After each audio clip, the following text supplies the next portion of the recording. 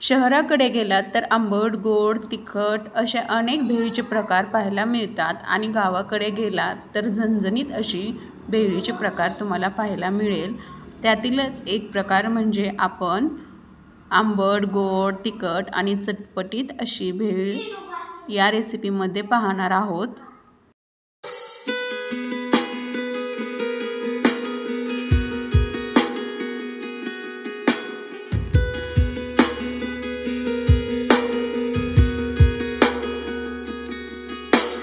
सर्वप्रथम एका मोठ्या भांड्यामध्ये या वाटीने मी 1.5 वाटी येथे भेळ घेतलेली आहे।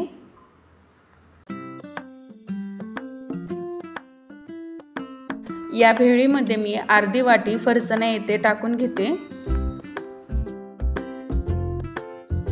एक मोठा कांदा बारीक कट करून येथे टाकून घेतला। एक टोमॅटो बारीक कट करून तेही यात टाकून घेतले। 2 चम्मच लाल मिरची पावडर, तुम्ही तुमच्या आवडीनुसार तिखटाचे प्रमाण कमी जास्त करू शकता। आता यामध्ये चवीनुसार मीठ, ओली भेळ चटपटीत होण्यासाठी चाट मसाला मी इथे 1 चम्मच टाकून घेतला।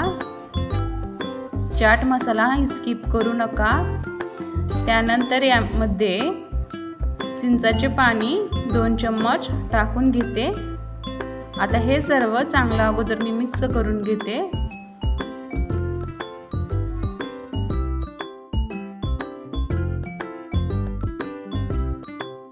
त्यानंतर यामध्ये बारीक कोथिंबीर कट करून टाकले, तेही चांगलं आपण मिक्स करून घेऊया।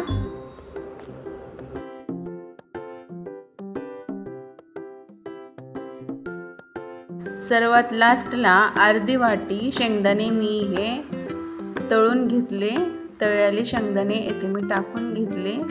आता हे सर्व आपल्याला व्यवस्थित मिक्स करून घ्यायचंय। अशा प्रकारे आपली ओली भेळ ही बनवून तयार झालेली आहे। अशी हे भेळ बनवायला फार जास्त वेळही लागत नाही आणि कमी वेळेमध्ये आंबट, गोड, तिखट, चटपटीत अशी भेळ ही बनवून तयार होते। ही भेळ आहे ना पटकन मऊ पडते, म्हणजे जेव्हा खायचंय ना तेव्हाच बनवा। आता हे डिशमध्ये मी काढून घेते।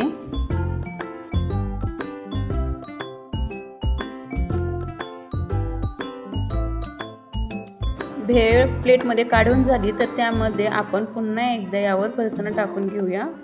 थोडीशी वरून कोथिंबीर। अशी ही झटपटीत ओली भेळ ही बनवून तयार झालेली आहे। व्हिडिओ हा पूर्ण पाहिल्याबद्दल तुमचा मनापासून आभार।